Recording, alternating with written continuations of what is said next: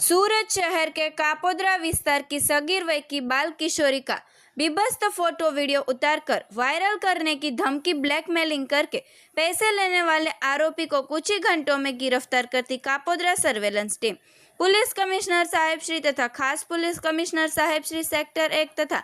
नायब police commissioner साहेब Shri zone 1 तथा सहायनीय पुलिस कमिश्नर साहेब श्री ए डिवीजन सूरत शहर ने हाल में सगीर बाल किशोरी तथा महिलाओं के शोषण ब्लैकमेलिंग के अपराध में ध्यान देकर आरोपियों को तुरंत खोज निकालने के लिए सूचना दी थी, जिसमें एक आरोपी करण घनश्यामभाई हीरपरा ने शिकायतकर्ता श्री की बेटी उम्र 16 साल 9 महीने 19 दिन को धमकी देकर फोटो और वीडियो वायरल करने की धमकी दी थी। शिकायतकर्ता श्री की बेटी को कपड़ा निकालकर निवस्त्र करके वीडियो स्क्रीनशॉट तथा वीडियो रिकॉर्डिंग बनाकर वायरल करने की धमकी देकर शिकायतकर्ता श्री की बेटी के पास से शिकायतकर्ता के जान बाहर नकद रुपये तथा 2 सोने के जवेरात मंगवाकर अपराध किया था, जिस बाबत पर तत्काल कापोद्रा पुलिस स्टेशन भारतीय न्याय संहिता 2023 की धारा 75(2), 78(2), 308(2), 308(3), 351 तथा जातीय अपराधों से बच्चों के